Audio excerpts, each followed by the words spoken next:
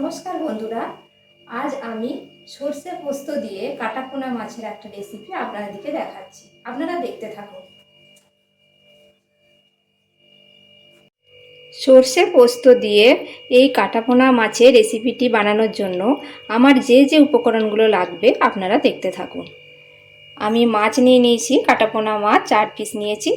এখানে পোস্ত নিয়েছি, এখানে নিয়েছি গোটা সর্ষে, আর নুন নিয়েছি এখানে, আর এটাতে আছে গুঁড়ো হলুদ, আর আছে 4টে কাঁচা লঙ্কা, আর অল্প একটু চিনি দেব। আর এখানে নিয়েছি আমি মাস্টার্ড অয়েল, আর একটু অ্যাড করব কালো জিরে। এখন আমি এই মাছগুলোকে নুন আর হলুদ দিয়ে মাখিয়ে নেব। আর এখানে পোস্ত আর এই গোটা সর্ষে, আর এখান থেকে আমি 2টো কাঁচা লঙ্কা পেস্ট করে নেব। আপনারা দেখতে থাকুন।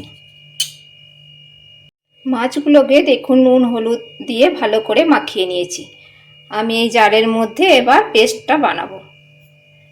সর্ষেটা নিয়ে নিলাম, পোস্তটাও দিয়ে দিলাম এখানে, 2টো কাঁচা লঙ্কা আমি এখানে অ্যাড করে দিচ্ছি, আর একটু জল অ্যাড করে এটা পেস্ট করে আপনাদেরকে দেখাচ্ছি। কড়াইটা গরম হতে দিয়েছি। এই কড়াইয়ের মধ্যে এবার সর্ষের তেলটা ঢেলে দিচ্ছি।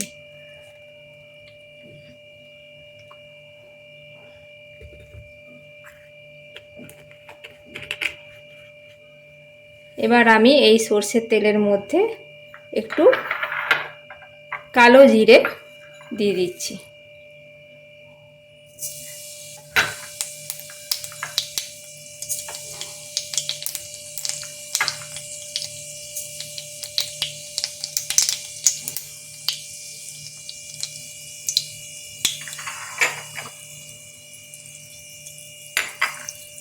এবার আমি এর মধ্যে 2টো কাঁচা লঙ্কা দিয়ে দিচ্ছি।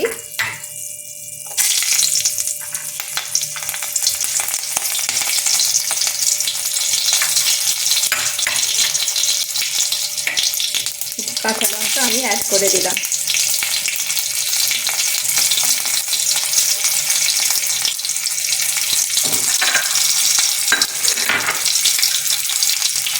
এরপর একটু হলুদ দিয়ে দিচ্ছি।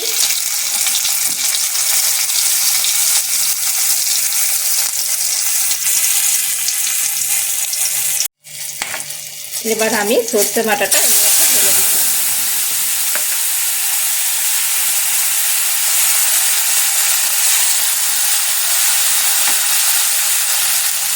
সর্ষে পোস্ত বাটাটা আমি পুরোটা ঢেলে দিই।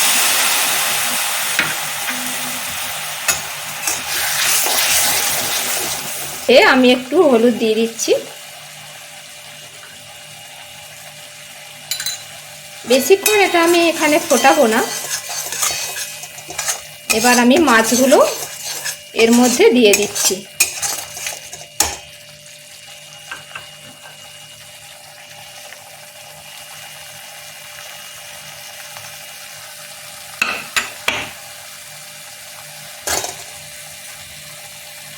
কাঁচা মাছই দিয়ে দিচ্ছি আমি এগুলো তেলে ভাজিনি এই মাছগুলো।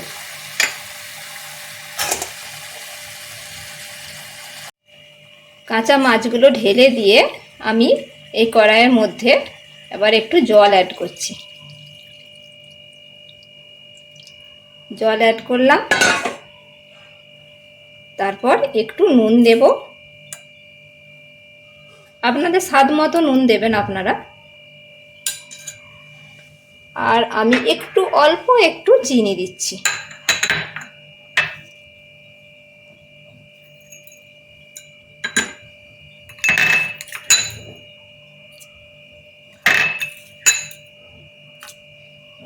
অল্প একটু চিনি আমি অ্যাড করে দিলাম।